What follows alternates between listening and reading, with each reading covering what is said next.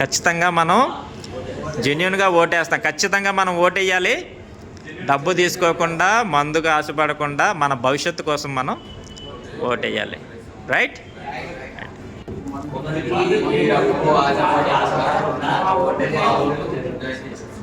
ఖచ్చితంగా మన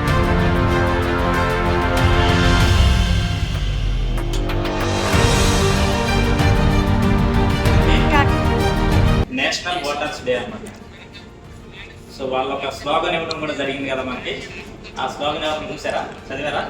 think like voting, I vote for sure. Nothing like voting, I vote for sure అనమాట. అంటే vote వేయడం కంటే పెద్ద పని ఏది లేదన్నమాట. ఖచ్చితంగా మనం ఓట్ వేయాలి. ఓటు యొక్క విలువ తెలియజేయడం కోసమే సో గవర్నమెంట్ ఏదైతే ఉందో గవర్నమెంట్ ఇలాంటివన్నీ చేస్తూ ఉందన్నమాట.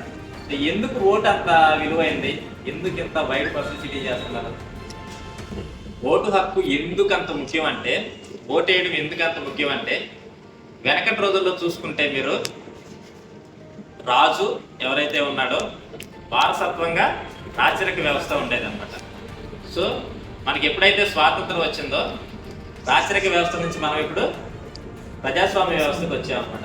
సో ప్రజాస్వామ్య వ్యవస్థ అంటే ఏంటి? ఎవరైతే రాజుగా ఉండాలనుకుంటున్నామో మనం ఎన్నుకుంటున్నాం అనమాట. సో ఇంతకుముందు అట్లా లేదు కదా, రాజు కొడుకు ఎలా ఉన్నా సరే అతనే రాజు అనమాట. సో వేరే వాళ్ళు కాదు. ఇప్పుడు అట్లా కదా, మన ఇష్టం ఎవరినైనా ఎన్నుకుంటాం అనమాట. ఎలా ఎన్నుకుంటున్నాము? ఓటు. ఆ ఓటు ఎలా ఇవ్వబడింది? 18 years ఎవరైతే నిండే ఉందో కుల, మత, వర్గ, లింగ ఇలాంటి భేదాలు ఏవీ లేకుండా 18 సంవత్సరాలు నిండిన ప్రతి భారతీయుడికి ఓటు హక్కు కల్పించబడింది. అలాగే ఆ ఓటు ఏదైతే ఉందో అందరికీ ఈక్వల్. ఒక క్యాస్ట్ వాళ్ళకి ఒక విలువ లేదు, ఒక క్యాస్ట్ వాళ్ళకి ఒక విలువ లేదు, ఒక మతం వాళ్ళకి ఎక్కువ, ఒక మతం వాళ్ళకి తక్కువ లేదు, అంటే ఆడవాళ్ళకి ఎక్కువ, మగ వాళ్ళకి తక్కువ, మగ వాళ్ళకి ఎక్కువ, ఆడవాళ్ళకి ఎక్కువ, ఇట్లా ఏం లేదు. అంటే వయోజన ఓటు హక్కు అన్నది 18 సంవత్సరాలు నిండిన ప్రతి ఒక్కరికి కల్పించబడింది అనమాట. దీని ద్వారా ఏం జరుగుతుంది?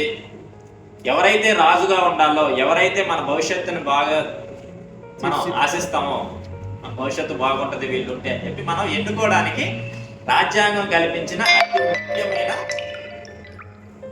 ఏమంటారు ఒక హక్కు ఈ ఓటు హక్కు అన్నమాట. సో మనం ఏం చేస్తున్నాం? ఆ ఓటు హక్కుని ఊర్లో మీరు చూస్తుంటారు కదా, డబ్బులు తీసుకున్నాం, డబ్బులకి ఓటు నమ్ముకుంటున్నారు. మీటింగ్ లో కూడా ఇదే చెప్పినారు సార్. మీటింగ్ లో కూడా మందు ఒక బిర్యానీ కోసం ఇంత విలువైన ఓటును మనం, అంటే మన భవిష్యత్తును మనమే నమ్ముకుంటున్నాం, తాకట్టు పెడుతున్నాం అనమాట.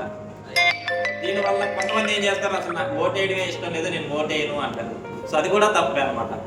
సో నువ్వు ఓటు అయిపోవడం వల్ల ఒక అసమర్థుడు రాజు కింద వస్తున్నాడు, దేశాన్ని ముందుకు తీసుకెళ్లాల్సింది పోయి దేశాన్ని వెనక్కి తీసుకెళ్తున్నాడు అన్నమాట.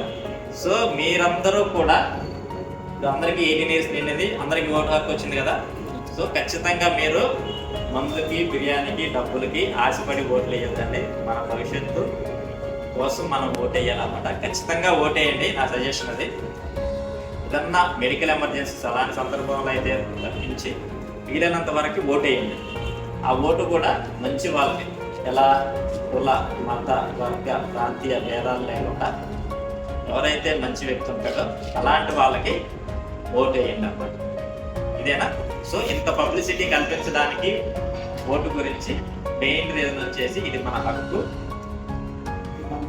దాని ద్వారానే మనం సుసంపన్నమైన భారతదేశాన్ని మనం నిర్మించుకోగలుగుతాం అన్నమాట. సో ఎప్పుడైతే మనం మన ఓటు నమ్ముకుంటామో మన భవిష్యత్తును మనం పోగొట్టుకున్నట్టే. సో ఓటుకి అంత ఇంపార్టెన్స్ ఉందన్నమాట. సో ఆ ఓటు కూడా మీకు వెనక చరిత్ర తెలుసుకుంటే అంత ఈజీగా రాలేదన్నమాట. ఆ ఓటు హక్కు కల్పించే విషయంలో కూడా చాలా చర్చ జరిగిందనమాట. రాజ్యాంగం రాసుకున్నప్పుడు, రాజ్యాంగాన్ని సమర్పించుకున్నప్పుడు, ఆ రాజ్యాంగం చర్చ జరిగేప్పుడు కూడా ఓటు ఎవరికి ఇవ్వాలి అనే చర్చ వచ్చినప్పుడు, సో ఆ ఓటుని కొంతమంది ఏం చెప్పారంటే బాగా చదువుకున్న వాళ్ళకని వస్తూ ఉంటాయి కదా. సో మనం ఒక దాని మీద ఒక చర్చ మొదలు పెట్టినప్పుడు నెంబర్ ఆఫ్ సజెషన్స్ అన్నాయి వస్తూ ఉంటాయి అన్నమాట. సో బాగా చదువుకున్న వాళ్ళకి ఇవ్వాలి, లేదా బాగా డబ్బులు ఉన్న వాళ్ళకి ఇవ్వాలి, సిటీలో ఉన్న వాళ్ళకి ఇవ్వాలి.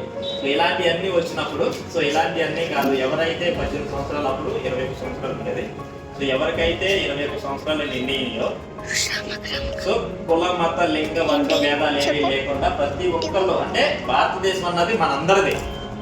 సో మనందరికీ హక్కు ఉండాలి. మనల్ని ఎవరైతే పరిపాలించాలనుకుంటారో అది అందరికీ సంబంధించిన విషయం కాబట్టి అందరికీ ఇలాంటి ఓటు హక్కు కల్పించడం జరిగింది. సో దయచేసి వెనకటి రోజులు ఎవరైతే ఫ్రీడమ్ ఫైటర్స్ ఉన్నారో, పెద్ద పెద్ద లీడర్స్, వాళ్ళందరూ కూడా మన భవిష్యత్తు గురించే ఇవన్నీ పెట్టడం జరిగిందనమాట. సో మనం తాత్కాలిక ఆనందాల కోసం, మందు కోసం ఒక 1000 రూపాయలు అంటే 1000 రూపాయలు ఎంతలో ఖర్చు పెట్టేస్తారు. సో ఆ 1000 రూపాయల ఖర్చు మీకు 5 సంవత్సరాలు భారతదేశాన్ని వెనక్కి తీసుకెళ్తుంది అన్నమాట. అవునా? సో కాబట్టి నా సజెషన్ ఏంటంటే, నా విజ్ఞప్తి ఏంటంటే, ఓటు అన్నది జెన్యూన్గా వేయండి, ఖచ్చితంగా వేయండి. వేస్తారా? రైట్, చెప్పు. సొంతంగా ఓటేయి, ఆలోచించి ఓటేయి.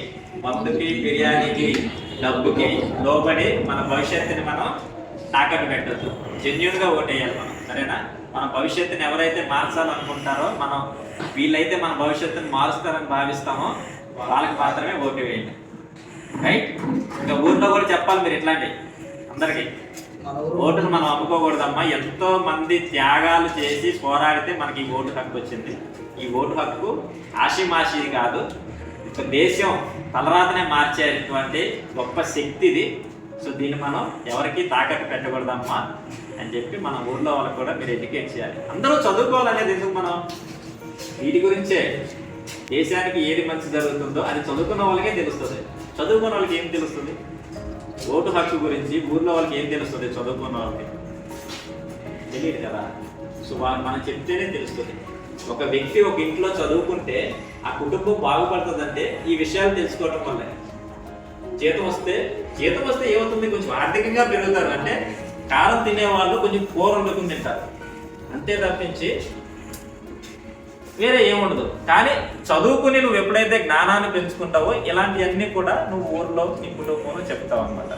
సో అంత ఇంపార్టెన్స్ ఉంది కాబట్టి మనం ఓటుని సక్రమంగా యూజ్ చేసుకోవాలి. ఆ ఓటు హక్కు కూడా మనకి ఈజీగా రాలేదు, అందుకే నెక్స్ట్ రోజు కూడా వచ్చి చెప్తుంది. రైట్? వేస్తావు కదా ఖచ్చితంగా, అందరూ వేయాలి అట్లాగేనా? రైట్.